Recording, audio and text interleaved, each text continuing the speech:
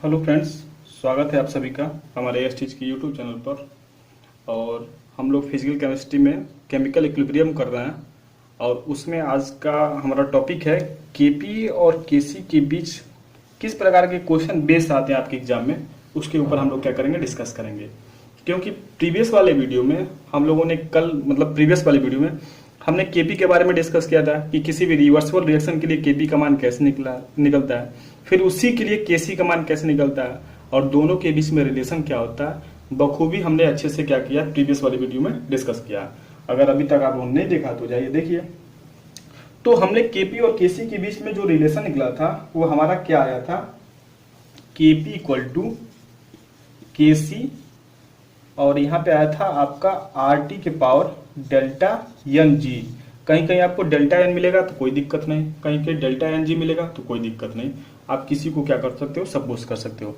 तो जो आपका ये डेल्टा एन जी था, ये क्या था, उत्पाद के मोलों की संख्या माइनस अभिकारक के मोलों की संख्या। बहुत आसान, इसके ऊपर न्यूमेरिकल लगाते हैं, समझ में आ गया तो ठीक, तब तो बढ़िया है, और नहीं समझ में आया तो कुछ पता ही नहीं चलेगा।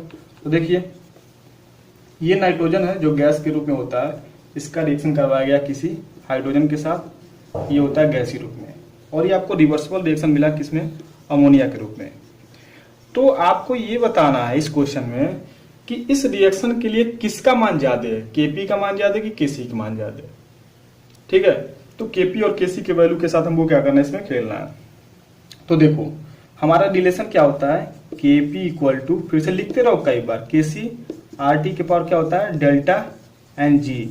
डेल्टा एन जी क्या होता है, उत्पाद के मोलों की संख्या माइनस अभिकारक के मोलों की संख्या। तो केपी इक्वल टू हो जाएगा यहां से केसी आर टी रखो, उत्पाद के मोलों की संख्या कितना है, अमोनिया के साथ कितने मोल है, 2, इसको लिख लो। अभिकारक के कितने मोल है, 3 यहाँ पे हाइड्रोजन के, 1 नाइट्रोजन के, तो -4 कर लो। यानी KP equal to KC R T के पावर क्या हो जाएगा यहाँ पे, -2। तो इस -2 को मैं नीचे कर रहा हूं, तो यहां से निकल जाएगा तुम्हारा केपी इक्वल टू केसी अपान क्या हो जाएगा, आर टी के पावर 2।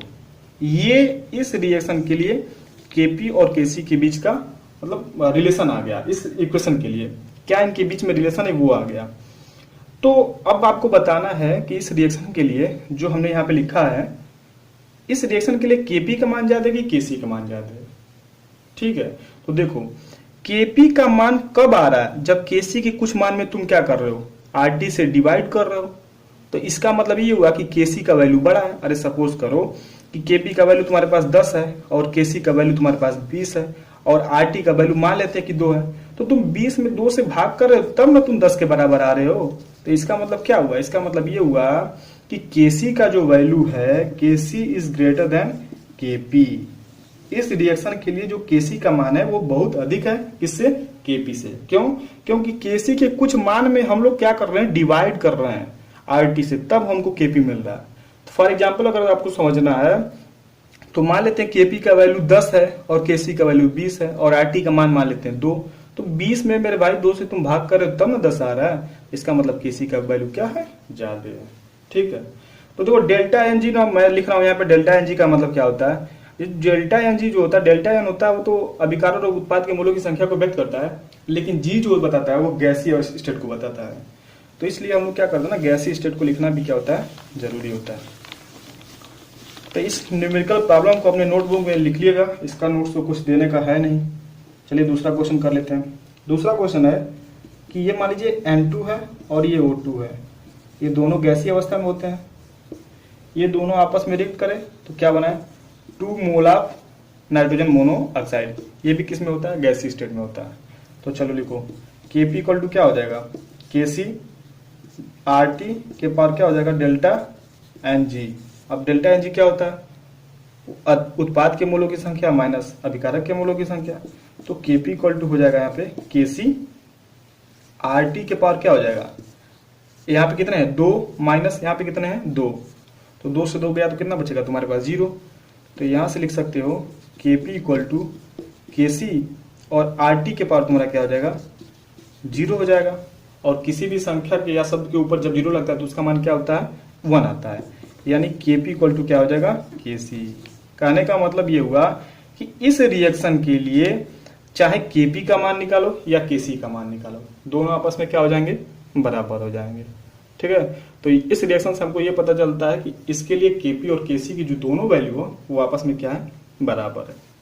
कुछ करना ही नहीं है, आपको एक डेरिवेशन इसको पकड़ के बैठ जाओ कि Kp इक्वल टू क्या होता है, Kc RT की पावर डेल्टा Ng। अब डेल्टा Ng क्या है, डेल्टा Ng उत्पाद के मूलों की संख्या माइनस अभिकारक के मूलों की संख्या। फटाक से यहाँ पर रख लो, अब देखो क्या आ रहा है। इतना तो दिमाग तो है ही होगा आपके पास। ठीक, चलिए तीसरा क्वेश्चन कर लेते हैं इस पे। तीसरा क्वेश्चन आपके पास है कि PCl5 है, ये हमारा किसमें है, गैसीय स्टेट में, और ये आपका टूट रहा है किसमें, PCl3 में और Cl2 में। ये भी दोनों किसमें है, गैसीय स्टेट में है। तो इसके लिए अगर आप Kp का और Kc के बीच में रिलेशन निकालोगे तो फिर क्या होगा, Kp equal to Kc delta Ng। ठीक, तो Kp इक्वल टू हो जाएगा Kc RT का पावर डेल्टा Ng, यानी RT यहाँ पे लिख लीजिए, डेल्टा Ng क्या है, इसके मूलों की संख्या कितना है, 2, कितना है 2, और यहाँ कितना है 1। यहाँ से तब Kp इक्वल टू क्या हो जाएगा, Kc RT के पावर क्या हो जाएगा 1, तो 1 तो लिखते नहीं है। तो अब यहाँ से देखने से क्या पता चल रहा है, देखने से ये पता चल रहा है कि Kp तब Kc के बराबर हो रहा है, मतलब Kc तब Kp के बराबर हो रहा है जब हम लोग इसमें किसी संख्या से मल्टीप्लाई कर रहे हैं। फॉर एग्जाम्पल अगर आपको समझना है तो Kp का वैल्यू आप मान लो 10 और Kc का वैल्यू मान लेते हैं यहाँ पे 5 है और RT की वैल्यू हमने निकाला तो 2 है, तो 10 बराबर 10 तब आएगा जब Kc का जो तुम्हारा मान है उसमें तुम 2 से मल्टीप्लाई कर रहे हो। तो Kc के मान में 2 से मल्टीप्लाई करो तब 10 आ रहा है। तो एग्जैक्ट में जो Kc का वैल्यू है वो Kp से क्या है, छोटा है। तो इस इक्वेशन के लिए लिख सकते हैं Kc is less than Kp, मतलब ऐसे इक्वेशन पे हमारा क्या हो सकता है, Kc का जो मान है वो Kp के लिए छोटा हो जाएगा। ठीक है, तो इसमें हमने आपके साथ 3 टाइप के जो क्वेश्चन बनते हैं, देखो ये तो 3 ही कंडीशन बन सकते हैं, या तो Kp तुम्हारा क्या हो सकता है, Kc के बराबर हो सकता है, नहीं तो एक कंडीशन में Kc बड़ा होगा, दूसरे कंडीशन में Kp बड़ा होगा। तो इन तीनों कंडीशन को हमने एक एक करके साथ आपके साथ डिस्कस किया, और प्रीवियस स्लाइड में यानी प्रीवियस वीडियो में हमने आपके साथ Kp और Kc के बीच में रिलेशन फाइंड आउट किया था। जो रिलेशन आया था, अगर ये आपका डेरिवेशन आप देखना चाहते हो तो प्रीवियस वीडियो देख लो, और इसके बेस्ट कैसे न्यूमेरिकल होते हैं वो भी चीज़ हमने आपके साथ डिस्कस कर लिया। ठीक है, तो फिर अभी के लिए इतना ही, फिर मिलते हैं किसी नए वीडियो में, तब तक के लिए टेक केयर, बाय बाय।